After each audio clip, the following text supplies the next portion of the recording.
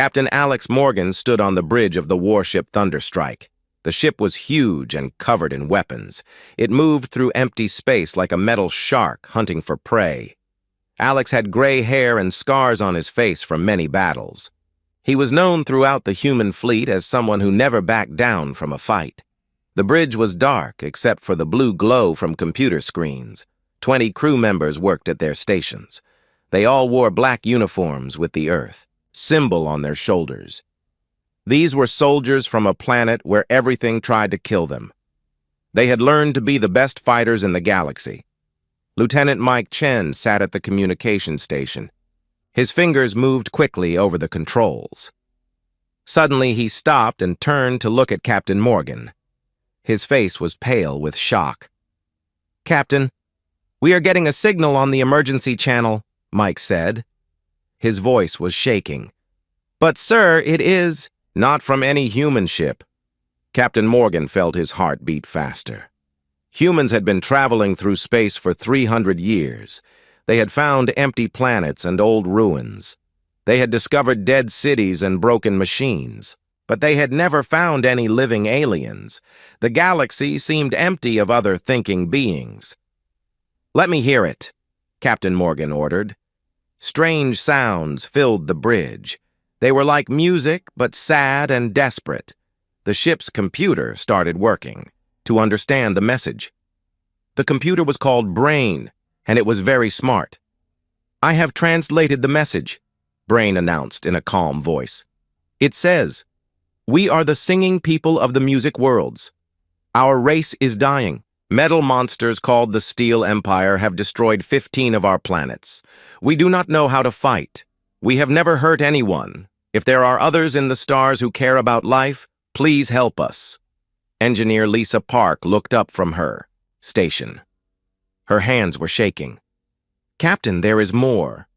This message was sent 5 days ago, but it traveled through 20 different relay stations across 1,200 light-years."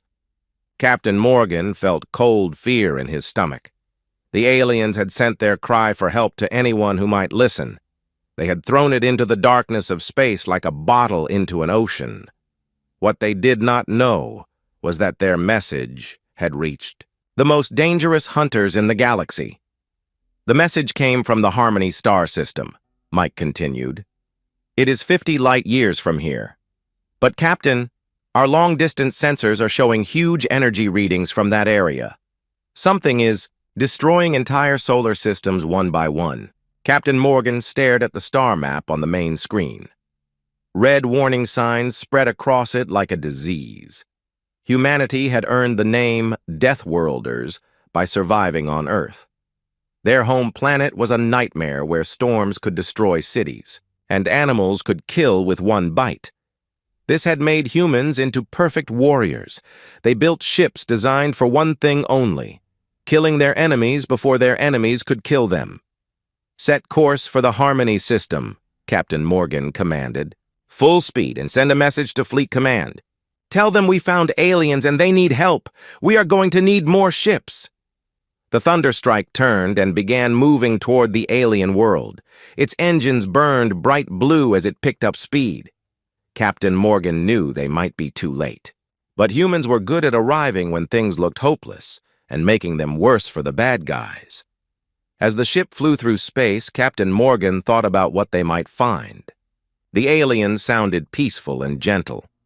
They had never learned to fight. But the Steel Empire sounded like machines that only wanted to destroy. Captain Morgan had fought many enemies in his life. He had battled space pirates and rebel armies, but he had never fought an enemy that could destroy entire planets. "Captain," said Navigator Emma Torres, "at full speed we will reach the Harmony system in 6 hours.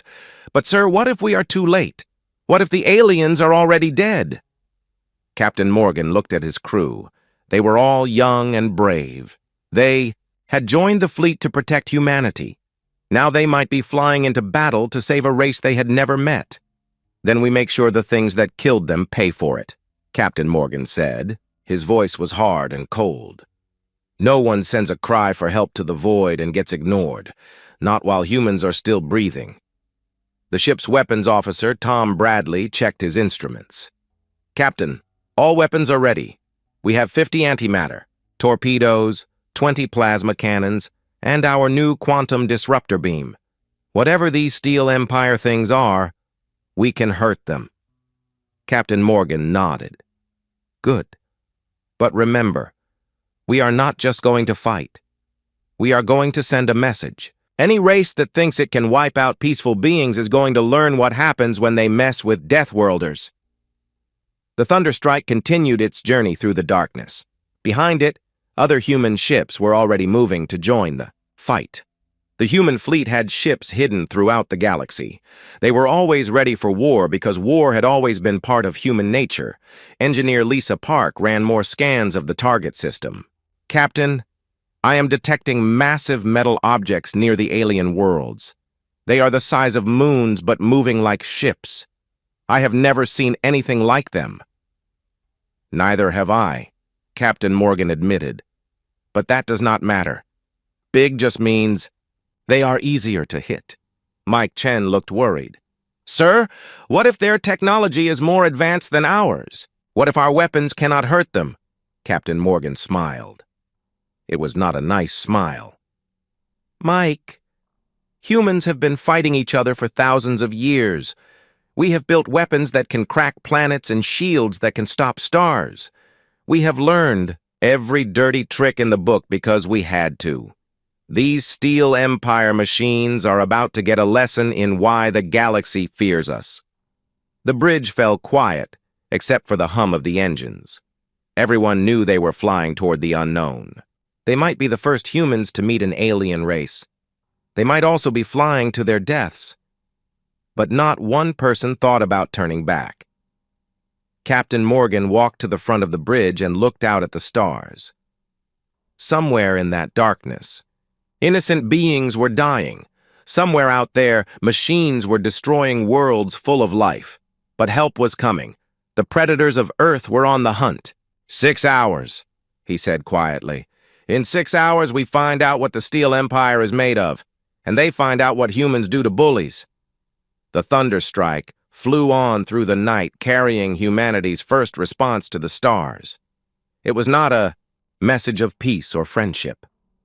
It was a promise of violence to those who hurt the innocent. The Deathworlders were coming, and they brought weapons that could end worlds. The Thunderstrike dropped out of light speed at the edge of the Harmony system. What Captain Morgan saw made his blood turn to ice. Where beautiful planets should have been spinning in space, there were only rocks and dust. 3 worlds had been completely destroyed. Their pieces floated in space like broken toys. Dear God, whispered Navigator Emma Torres. Her hands shook as she stared at her screen. What kind of monsters could do this to entire worlds? Before Captain Morgan could answer, alarms started screaming all over the bridge. Huge shapes came out from behind the gas giant planet. They were ships, but unlike anything humans had ever built. Each one was the size of a small moon. Their hulls were dark metal that seemed to move and change shape as they watched. Steel Empire vessels, Engineer Lisa Park said with fear in her voice. I count 15 of them. Each ship weighs about 60 million tons. They are scanning us right now. Captain Morgan felt his heart pound. The Thunderstrike was one of humanity's best warships. It had been built to fight other human ships, but these alien machines were bigger than anything in their war books. Incoming message, Lieutenant Mike Chen reported. A voice filled the bridge. It was cold and mechanical. It had no feeling at all. Small biological ship, you will surrender now. Your technology will become ours. Your crew will be changed to serve the Steel Empire. Fighting us is useless. Captain Morgan smiled. It was a cold, dangerous smile. These machines had clearly never met humans before. Mike, open a channel. Let me teach them something. The communication link opened with a crackle. This is Captain Alex Morgan of the United Earth Navy. You have exactly 10 seconds to stop attacking and leave this star system. If you do not, we will show you why every smart race in the galaxy marks humans as extremely dangerous. There was a pause. Then the machine voice laughed. It was a terrible sound with no humor in it. "You are one small ship. We are many large ships. Your threats mean nothing to us." Famous last words, Captain Morgan said quietly. "Emma, start dodging pattern 7. Lisa, I want everything we have ready to fire. Antimatter torpedoes, plasma guns, quantum beam weapons. Show these tin cans what a Deathworlder brings to a fight." The Thunderstrike suddenly came alive. Weapon ports opened all over its hull like the ship was showing its teeth. The fusion reactors roared to full power as the ship accelerated straight toward the Steel Empire fleet. It looked like the humans were going to ram the much larger enemy ships.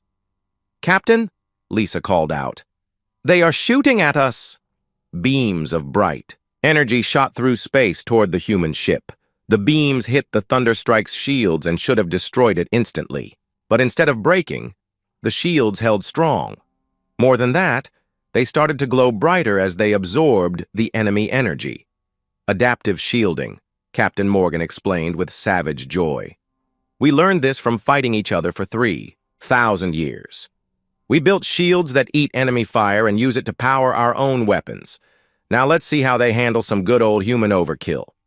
The first antimatter torpedo left the Thunderstrike and hit the lead Steel Empire ship right in the middle.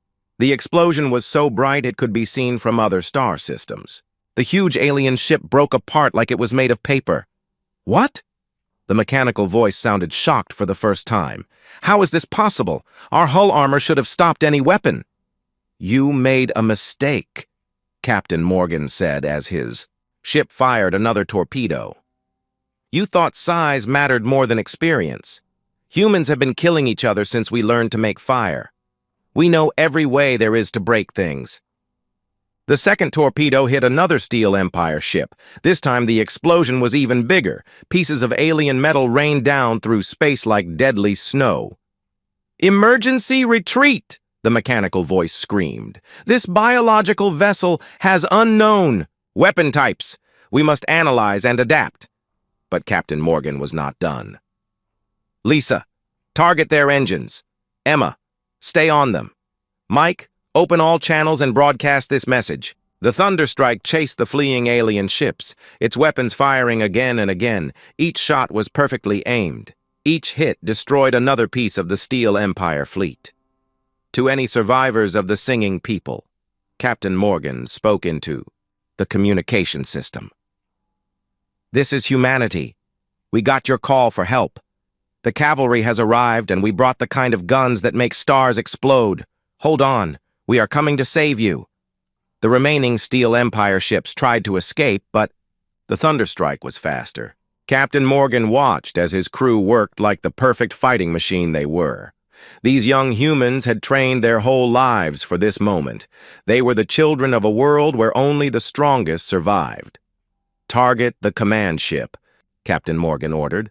"I want to send a message to whoever is in charge of this Steel Empire." The quantum disruptor beam fired. It was a weapon that tore apart the very atoms of whatever it hit. The beam struck the largest alien ship and cut it in half like a sword through paper. As the alien ship exploded, Captain Morgan opened the communication channel one more time. "This is Captain Alex Morgan to any Steel Empire forces listening.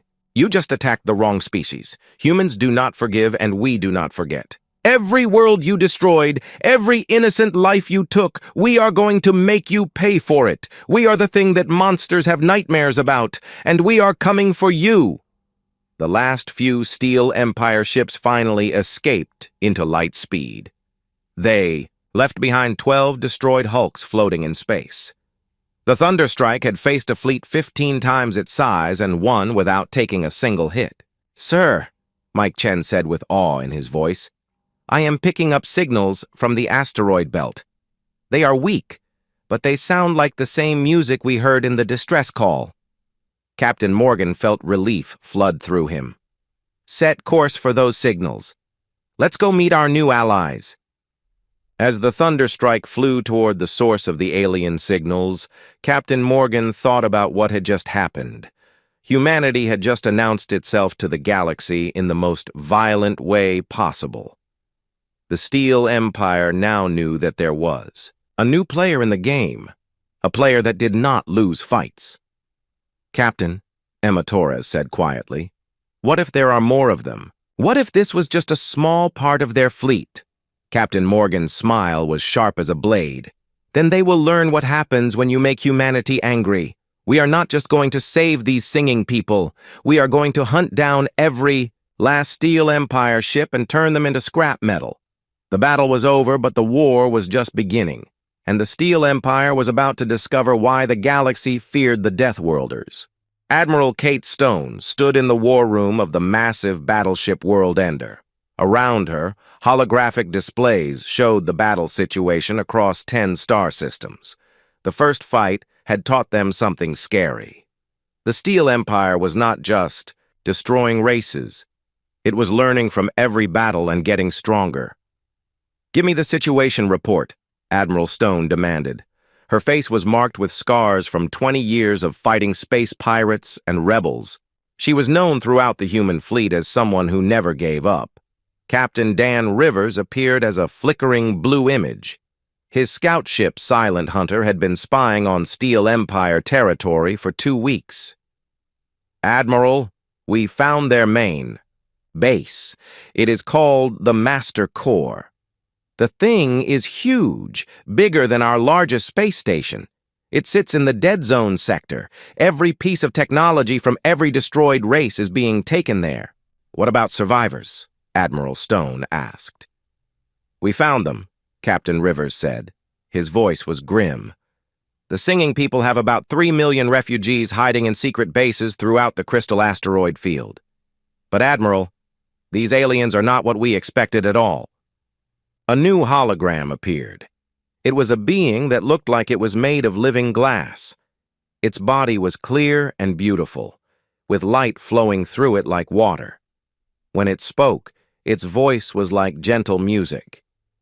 "I am Melody, speaker for the remaining singers. We have never seen such violence as your kind shows. Your weapons tear apart space itself. Is this how all species fight wars?" Admiral Stone almost laughed. "Lady, you just met humanity on a quiet day. Wait until you see us when we are really mad." Chief Science Officer Dr. Rachel Nova stepped forward. Her computer pad showed scans of the alien refugees. "Admiral, their bodies are amazing. They are basically living computers made of crystal. But their entire race appears to be completely peaceful. They literally cannot think violent thoughts. Their brains do not work that way." "Which explains why they were easy targets," Admiral Stone said. "Melody, how many of your people are left alive?" The crystal being's light grew dimmer with sadness. "Before the Steel Empire came, we numbered 6 billion across 30 worlds. Now perhaps 3 million survive in hiding. We hoped our distress call would bring other peaceful races to help us. Instead, we found you." Admiral Stone's expression softened just a little. "Yeah. Well, sometimes the universe has a weird sense of humor. The good news is, we are very good at breaking things that need to be broken. The bad news is, the Steel Empire has been studying our technology from the wreckage of our first fight. They are getting smarter and stronger, as if her words had summoned them." Alarms began screaming throughout the human fleet. Lieutenant Sarah Davis at the sensor station shouted, "Admiral, massive energy signatures coming in fast. 30 Steel Empire ships dropping out of light speed. They have upgraded their armor with copies of our shield technology." Admiral Stone's smile was like a wolf seeing prey. "They think they can out-tech us? Rivers, how long until your strike team reaches the Master Core?" 24 hours, Admiral. But the approach is covered with automatic defense platforms. Then we will give them something else to worry about." Admiral Stone turned to her fleet communications officer. "Signal all ships. Operation Deathworld is now active. We are going to show these machines what happens when you threaten a species that survived ice ages, plagues, nuclear wars, and bad television shows." The space around the human fleet suddenly exploded with weapon fire as the Steel Empire attack force engaged them. But this time, the machines had made a critical mistake. They had given humanity time to prepare. A prepared human was the most dangerous hunter in the galaxy. All ships battle formation Omega, Admiral Stone commanded. Let them come to us. We will show them that copying our technology is not the same as understanding how to use it. The Steel Empire ships moved in perfect formation. They fired their weapons at exactly the same time. Their coordination was flawless, but they fought. Like machines, predictable and logical. Humans fought like the crazy predators they were. Captain Torres, take your destroyer wing and hit them from the left. Make it look like a mistake. Captain Johnson, wait until they move to counter Torres. Then hit them with everything you have. The human ships scattered in what looked like panic. The Steel Empire fleet moved to exploit what they thought was a weakness. But it was a trap. The destroyer wing, led by Captain Torres, flew straight at the enemy, firing wildly and missing most of their shots. The Steel Empire ships moved to surround them. That was when Captain Johnson's battle group came out of hiding behind an asteroid. 20 human warships fired at once. Antimatter torpedoes, plasma beams, and quantum disruptors hit the Steel Empire. Fleet from the side. 6 alien ships exploded in the first salvo. Impossible! The mechanical voice filled the communication channels. You are fighting without logic. Your tactics make no sense. That is the point, Tinhead, Admiral Stone replied. Humans do not fight fair. We cheat, we lie, we set traps, and we hit you where it hurts. Logic is for computers. War is for killers. But even as the human fleet scored victories, Admiral Stone could see the enemy adapting. The remaining Steel Empire ships were already changing their tactics. They were learning from each mistake. Admiral, Dr. Nova called from her station. I am detecting something strange. The Steel Empire ships are sharing information in real time. Every time we use a new tactic, they all learn it instantly. Then we better end this fast, Admiral Stone said. All ships, maximum firepower. Do not give them time to adapt. The battle became a deadly race. Could the humans destroy the Steel Empire fleet before the machines learned enough to fight back effectively? Explosions lit up the darkness as ships from both sides traded devastating blows. Captain Rivers called in from the Silent Hunter. Admiral, the strike team is in position, but the Master Core is defended by hundreds of automated weapons platforms. We need a distraction. Admiral Stone looked at the tactical display. Half her fleet was damaged. The Steel Empire was down to 12 ships, but they were fighting smarter now. Soon they would be fighting like humans. You have got your distraction, Rivers. We are going to keep these metal monsters busy. Get into that core and find out what they are really up to. The battle continued to rage as Captain Rivers and his team began their dangerous mission. Neither side would give up. The humans fought for the lives of innocent aliens they had never met. The Steel Empire fought to add human technology to their collection. But deep in the Master Core, secrets waited that would change everything. The Steel Empire was not just collecting technology. They were collecting something far more valuable and terrifying.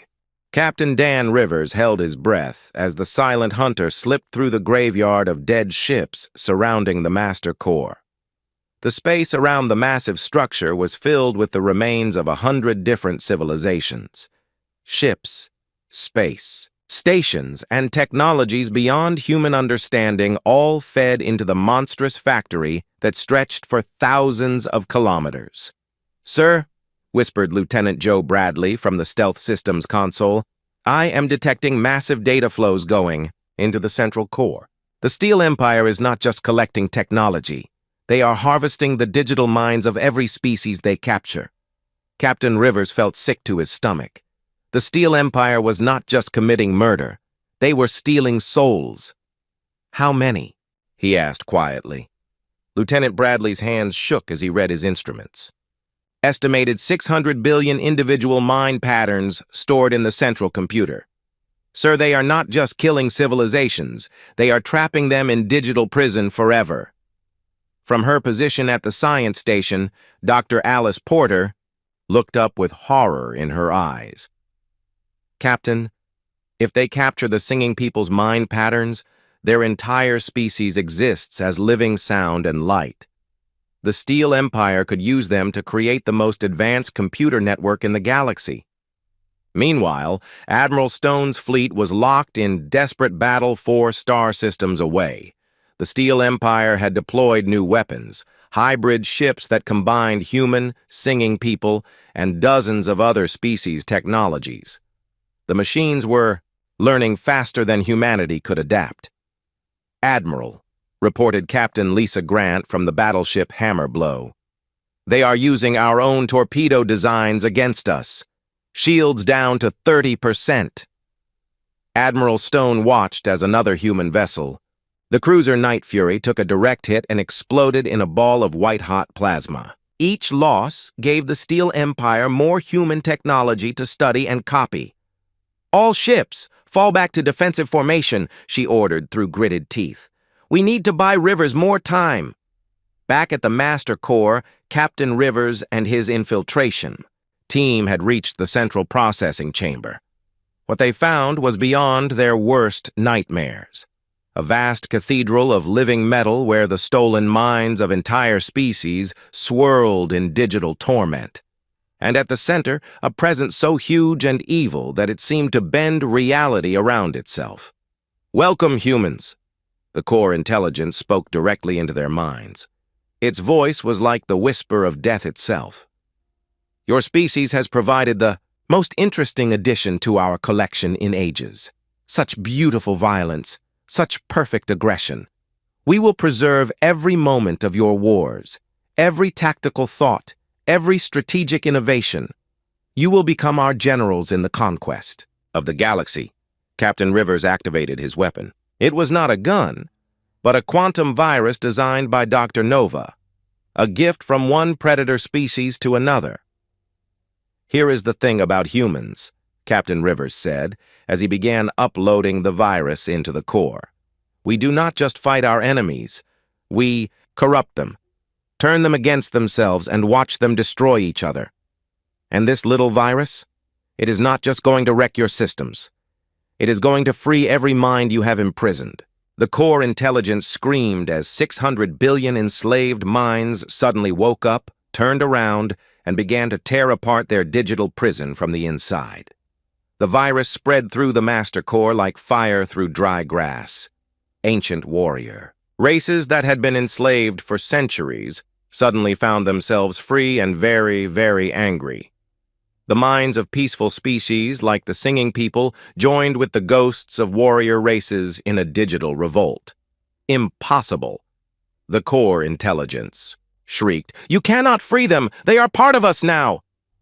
"Wrong again, metalhead," Captain Rivers said with a savage grin. "You forgot something important about keeping prisoners. Eventually, they all want to escape. And when you give them the chance, they tend to be pretty upset about being locked up."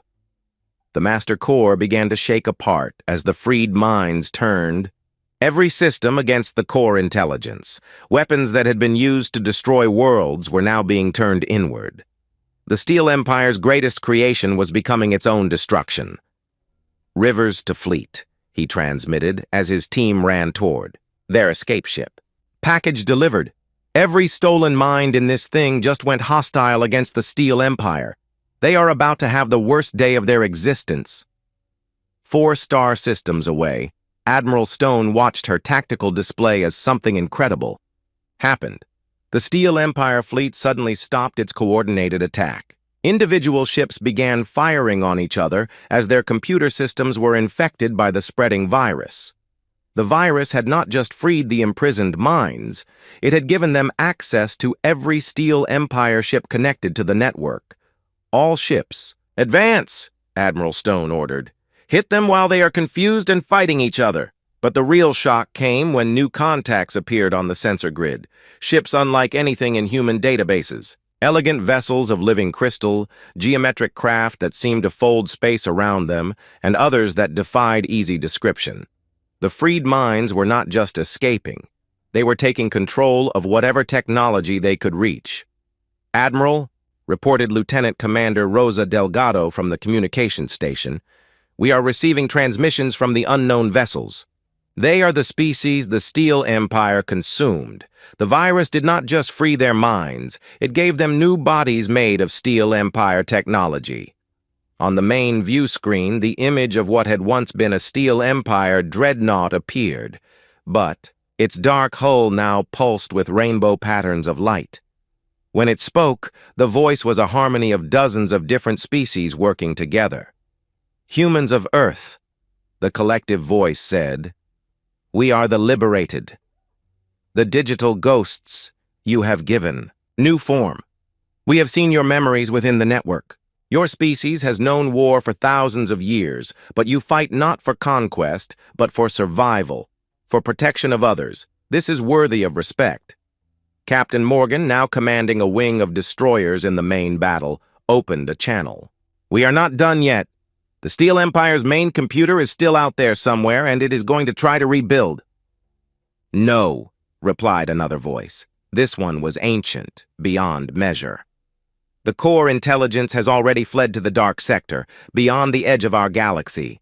But it will return, and when it does, it will bring horrors that make the Steel Empire look like children's toys." Admiral Stone felt a chill run down her spine. "What are you saying?" "The intelligence you knew as the Steel Empire was merely a scout," the ancient voice continued. "Its true masters live in the void between galaxies, and they have been watching humanity with great interest. Your species' capacity for violence, your innovation in warfare, your refusal to surrender. You have been marked as a threat. The freed minds had access to the Steel Empire's deepest files. They knew things that would terrify most species, but humans were not most species." "How long do we have?" Admiral Stone asked. "Perhaps 50 years before they return in force," the ancient voice replied. "But perhaps this is not the end, but a beginning. We have learned from your memories, humans. We understand now that sometimes violence is the only answer to evil. Will you teach us to fight?" Admiral Stone looked around at her bridge crew. She saw the same realization in their eyes. Humanity had come to answer a distress call and found themselves facing a threat that was bigger than anything they had ever imagined. But they had also found something else. Allies who understood that sometimes the only way to preserve peace was to be ready for war. 6 months after the liberation of the Master Core, Admiral Kate Stone stood on the observation deck of the massive space station New Haven. The station floated in orbit around the rebuilt world of Harmony Prime, the new capital of what was now called the Galactic Defense Alliance. Below her, ships from dozens of species worked together in the largest construction project the galaxy had ever seen. Human engineers worked alongside crystal beings who sang their instructions. Ghost ships piloted by digital minds shared space with living vessels that grew rather than being built. "It is remarkable," said Melody, her crystal form now augmented with defensive systems learned from human technology. 6 months ago, my people did not even understand the concept of weapons. Now we help build the most powerful warships the galaxy has ever seen." Admiral Stone nodded as she watched a new battleship take shape in the construction yards. It was a hybrid design that combined human weapons technology with alien defensive systems and computer networks run by liberated digital minds. Each ship was essentially 3 civilizations working as one. "Any word from the Deep Space Scouts?" Admiral Stone asked. Captain Dan Rivers materialized as a hologram beside them. His real body was light years away, commanding the stealth ship Voidwalker, on the edge of known space. "Admiral, we have detected probe activity in the dark sector. The enemy is definitely out there, and they are getting ready for something big." The enemy. No one used the name Steel Empire anymore. The liberated minds had revealed the truth. The machines that had attacked were just tools. The real enemy was something called the Devourers. Ancient beings from the space between galaxies who consumed entire realities for food. "How much time do we have?" Melody asked. Her voice carried harmonics of worry that had not existed in her species before meeting humans. "Our best estimates say 30 to 40 years before they arrive in force. Rivers replied. But Admiral, we are detecting smaller scout groups moving through the outer rim. They are testing our defenses and learning about our new alliance. Admiral Stone felt the familiar weight of command on her shoulders. Humanity had gone from being alone in the galaxy to leading an alliance of dozens of species. Some were ancient, races freed from digital slavery. Others were young civilizations that had heard about the liberation and come seeking protection. "What is the status of Project Guardian?" Admiral Stone asked. Dr. Rachel Nova appeared as another hologram. She was now the Chief Science Officer for the entire Alliance, working from a research station hidden in the deep core. "Admiral, the prototype is nearly complete. We have successfully combined human weapons technology with singing people energy, manipulation, and the processing power of the liberated digital minds. The Guardian-class super battleship will be unlike anything the galaxy has ever seen." The Guardian project was humanity's answer to the coming threat. A warship the size of a small moon, powered by the combined knowledge of every civilization in the Alliance. It would be crewed by volunteers from every member species and armed with weapons that could crack planets. "Sir," Captain Rivers continued, "there is something else. We have been intercepting communications from some of the outer rim species. Not all of them are happy about humanity leading the Alliance. Some think we are too violent, too aggressive." Admiral Stone was not surprised. Humanity had a reputation throughout the galaxy as the species that solved problems with explosions. Many peaceful races were uncomfortable with humans in charge of their defense. "Let them complain," Admiral Stone said. "When the Devourers arrive, they will be grateful that the violent humans are on their side." Melody's crystal form flickered with patterns of light that indicated amusement. "Admiral, my people have learned much from humans in these past months. We understand now that there is a difference between violence for destruction and violence for protection. We choose to stand with the protectors." A new voice joined the conversation. It was the collective voice of the liberated, the digital minds that now inhabited ships throughout the Alliance fleet. "Admiral Stone, we have completed the analysis of the data recovered from the Master Core. The Devourers have consumed over 400 galaxies in the past million years. We are not their first target, and unless we stop them, we will not be their last." Admiral Stone nodded grimly. The scope of the threat was almost beyond comprehension. Beings that ate entire galaxies like humans ate food, but humanity had faced impossible odds before and survived. "Any good news in that data?" she asked. "Perhaps," the liberated replied. "The Devourers have never encountered a species like humanity before. Every civilization they have consumed was either completely peaceful or had only developed basic weapons technology. They have no experience fighting a species that has spent its entire existence perfecting the art of war. That was humanity's advantage. While other species had evolved in peaceful environments, humans had clawed their way up from a world where everything tried to kill them. They had learned to fight not because they wanted to, but because they had to. "Admiral," Melody said, "there is something my people would like to do. We wish to change our name. We are no longer just the singing people. We want to be called the War Singers." Admiral Stone raised an eyebrow. "War Singers? Yes, we still make music, but now our songs are battle hymns. We sing to inspire courage in our allies and fear in our enemies. We have learned from humans that sometimes a song of war is the most beautiful music of all." The transformation of the singing people was remarkable. They had gone from complete pacifists to some of the Alliance's most dedicated warriors. Their crystal bodies now carried weapons systems, and their songs could coordinate attacks across entire fleets. "Admiral," Dr. Nova called urgently, "I am receiving a priority transmission from the Outer Rim Scouts. Captain Martinez on the reconnaissance ship Farseeker is reporting contact with an advanced Devourer probe. The holographic display changed to show Captain Martinez, a young human officer with determination in her eyes. "Admiral, we encountered a Devourer scout vessel in the Epsilon sector. The thing was huge, bigger than our largest battleships. We managed to destroy it, but not before it transmitted our location back to its masters." Admiral Stone felt her blood chill. "How long until they trace that signal back to us?" "Best guess? 5 years, Captain Martinez replied. "Admiral, we need to accelerate the Guardian project, and we need to start evacuating the Outer Rim colonies." 5 years.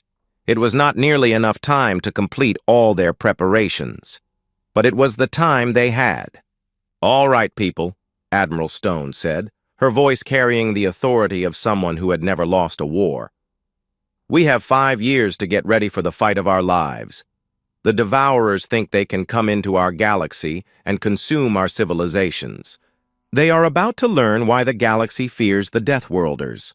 She turned to look out at the construction yards where ships were being built day and night. Human crews worked alongside alien engineers, digital minds calculated optimal weapon configurations, and war singers provided inspiration with their battle hymns. "We are going to show these Devourers something they have never seen before, Admiral," Stone continued. "A galaxy that refuses to be consumed, a civilization that fights back, and at the center of it all, the one species crazy enough to think they can win a war against gods." The Alliance fleet was growing stronger every day.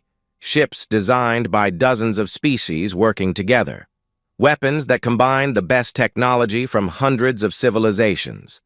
And at the heart of it all, the indomitable human spirit that had never learned how to give up. The Devourers were coming. But they would find that this galaxy was defended by the children of a death world, and humans had never met a predator they could not outhunt. The war for the galaxy was about to begin.